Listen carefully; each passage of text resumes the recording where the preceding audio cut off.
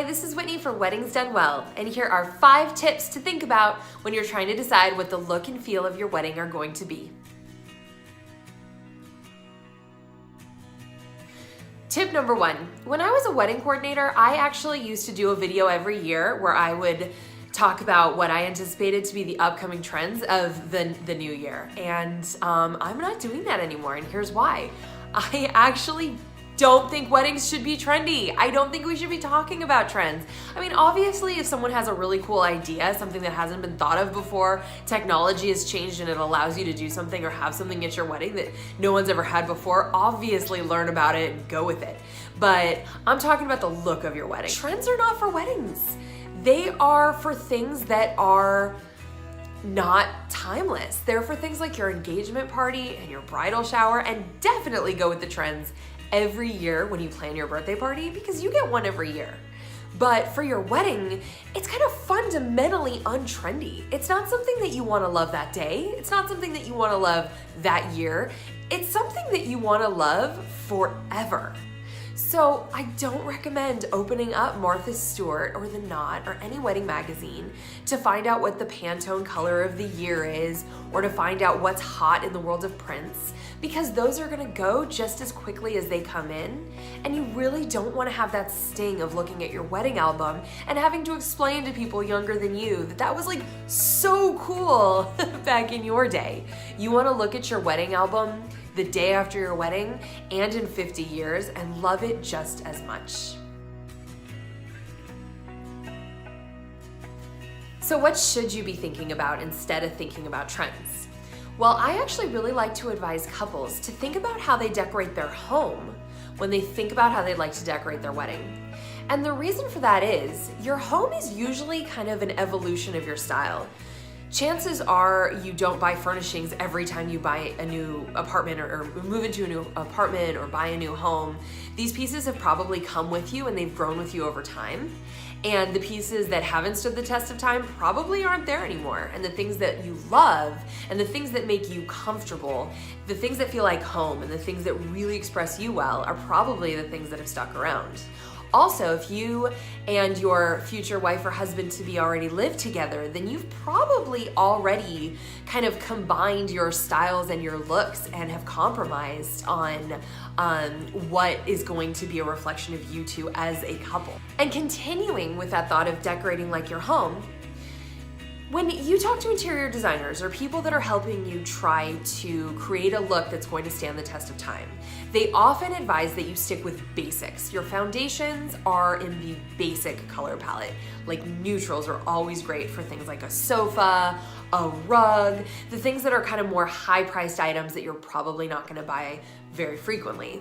And then if you wanna change with the season, change with the holidays, or just spruce it up when you feel like you need something fresh, you buy less expensive pieces such as throw pillows or blankets. So do the same thing when you're thinking about designing your wedding. Here's what I mean by that. Stick with the basics and the foundations for things that are going to play major parts in your wedding day. That would be things like your dress, and that doesn't mean it shouldn't stand out. I just mean you shouldn't go overly trendy. Go with something that feels like you, something that feels comfortable, something that'll stand the test of time. And then go with that for your bridesmaids' dresses, the jewelry that you wear, the tablecloths that you put on the tables, the floral centerpieces, things like that, because those are probably gonna be in the majority of your photos. So you wanna love them because they're probably gonna make up about 90% of your album. But like throw pillows, do pops of fun things throughout your wedding day. Set up, let's say, a special area that you want guests to be able to sit at during, let's say, cocktail hour, or at some point in the reception, you want them to be able to grab a drink and have like a little furniture vignette set up for them. Go with something wild and crazy there. Go with some really dramatic pieces or something a little bit more eccentric with the sofa that you choose or the throw pillows that you put there, the floral arrangements, or just in general the way you decorate that space. Also think about something a little bit more of a pop for a dress that maybe you change into at the end of the night after the reception is over. Maybe, after you've cut the cake, you want to put something else on. That's the part where you should go with something really wild, something really trendy, and something that you don't necessarily have to commit to for life, because that's going to be just a few photos in your album, but you're definitely going to love the look that night.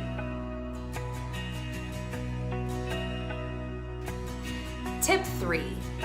Think about your personal style, and instead of flipping through wedding magazines, maybe flip through old photo albums, or just scroll through your Instagram or your Facebook albums and see what you've looked like over the years. What tops have you worn? What colors have you worn? What styles have you gone with that you still love?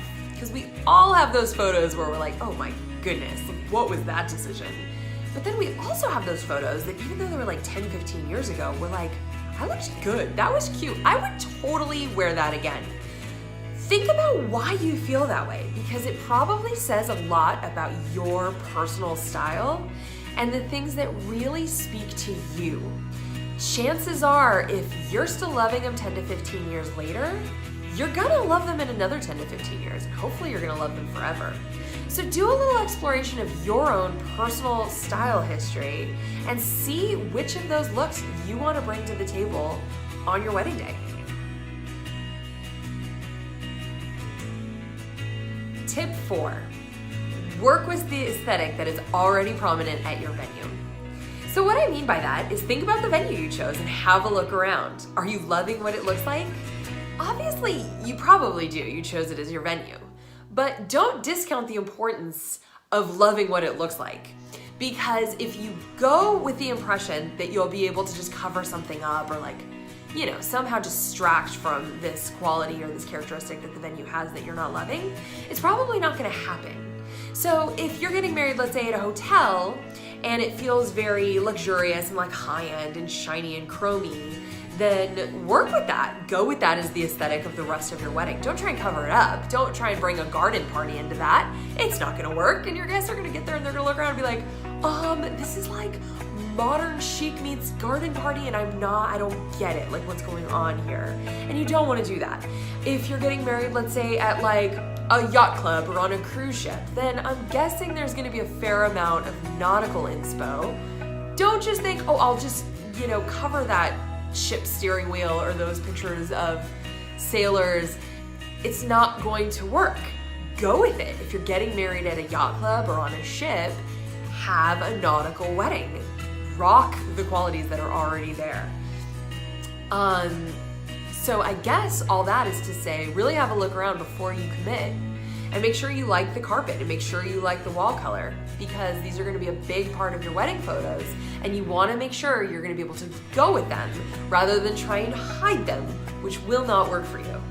And the only exception that I have for that is if you're doing like a complete transformation. If you're planning on getting a venue where you will be transforming at 100%, meaning you're gonna pipe and drape all the walls so you don't even see what's behind them, you're bringing in some large ceiling installation, maybe you're bringing in your own chandeliers or lighting fixtures, and you're really transforming the space so that it's virtually unrecognizable from what it started with, then that's okay. Obviously, you can get married in a garage or some kind of like airport hangar. It won't really matter because you're completely setting the space.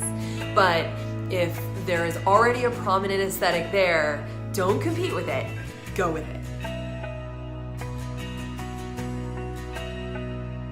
Tip 5. Here's a tip that I have come to realize over time. And once I share it with you, you'll probably realize that you already knew this. Bright colors trend out quicker. And here's what I mean by that. When you think about your favorite bright color, you'll probably realize that historically it's definitely trended in and out. It's hit the scene and been really, really popular, and you've seen it all over runways and in fashion, and it's been used in invitations and just everywhere you can think of, you've seen this color. I'm talking about things like this year where it's this bright, like lilac color, and last year where it was blues, and the year before that where it was emerald green. These are beautiful and people love them, but they trend out just as quickly as they trend in. Whereas when you think about other colors like white or like cream or like light blush or grayish or light gray, you wouldn't really say, oh my gosh, white is so last season, because it's just not strong enough or bold enough or controversial enough to be trendy. It's a constant. It's something that you can count on. It's something that's been around forever and will be around forever, and no one is ever gonna say, oh my gosh, that was 2018.